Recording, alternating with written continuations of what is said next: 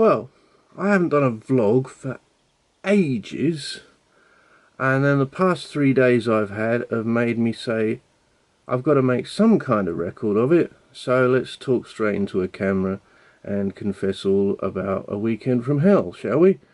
So, Friday, very busy day at work, lots of stuff to do both in the morning and the afternoon, and then I was allowed to slip away slightly early because I had to catch not one but two trains.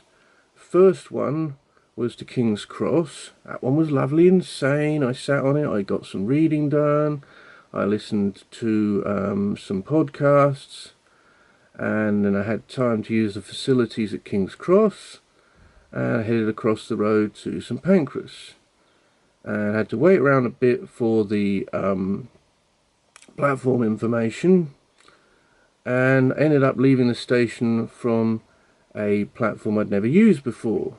So I was heading slightly north to Elstree. Then things started going downhill. It was one of those sardine trains. You get on it, you are stood for the whole journey, and not only that, but because you're stood and because of the angle of the station platform signs, you can't even see where you are. I kept having to refer to an app on my phone to get any idea at all. And so eventually we were getting nearer to Elstree, and I started panicking a bit because I had to get to a certain place by a certain time. And so I said to people stood nearby, I'm looking for this Eldon Avenue. And suddenly you meet saints. Now and again in life you do actually meet saints. And this nice lady, I think her name was Maria, but I only really caught it briefly at the end of the day, so thank you very much if you are watching this, Maria.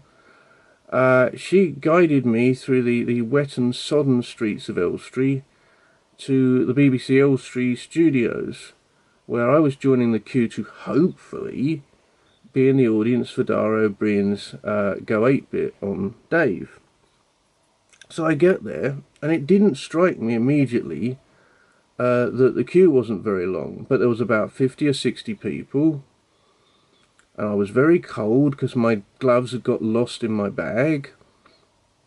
And then so I got talking to them, and they let us stand there for another 10 or 15 minutes, and I was getting colder and colder and colder, and eventually they said, oh, well, if you weren't actually here at 7:15 and had been issued a wristband then, you're not going to get in.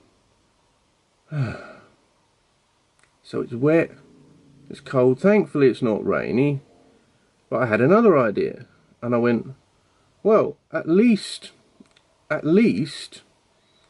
some friends of mine are meeting at a pub in London today. So my spirits went from being that close to tears to starting to be climbing an actual ladder and seeing a light and salvation. And so what I did was I turned around immediately and headed straight back to the station and found out where the next London train would be going from, and I grabbed it, and off I went to London, which is only a relatively short journey, and thankfully this time a sane one involving, you know, seating and comforts. And I get out at London and I do the reverse journey and get across the road to King's Cross, this time heading towards the Underground, because I knew all I needed was the Piccadilly line, and I'd be straight over and I could meet my friends and hang out with them for an hour or so. So I head over at the Piccadilly line. I go, I haven't got an oyster on me, I haven't got a ticket on me, I don't even have money for a ticket on me, but I do have my salvation, Apple Pay. So I go over to it. Nothing. I go over to it again. Nothing. So I'm cursed now. I can't get in the audience of a TV show. I cannot get to meet my friends. So I have a quick phone call home and say, well, I will actually be home in time to watch Graham Norton tonight. And then thankfully a train was announced as being on one of the nearby platforms, so I dived over to that and headed home. And then it was a relatively short cycle home, and I get home and then you get the next bit of bad luck, because I discover my older brother, who lives with us and is mildly autistic, had been ill since Friday afternoon. Got some kind of winter vomiting stomach bug, and he was not at all well. Not at all well at all. And so he was still at home today, Monday, and then it gets to this morning, Monday morning, and I get up, and Dad, who lives with us as well, he's ill now, and he's got diarrhea, and he's very pale, and he's still got it now as I record this on the evening of finding this out. And he had it as well at Christmas. So it's a bit worrying, because he is over 80 and he was very pale this morning. I haven't even been able to see him so far this evening, because he is so ill with this diarrhea. So as a consequence of all this, I had to practically have a sort of primal scream moment at work this morning.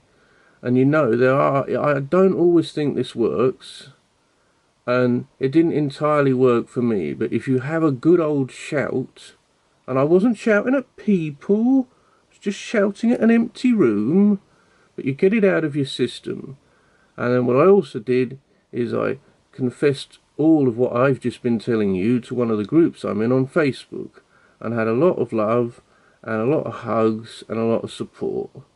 And so hopefully the rest of the week and the rest of the month will go pretty much to plan, because I don't want another day or even another weekend like what I've had recently.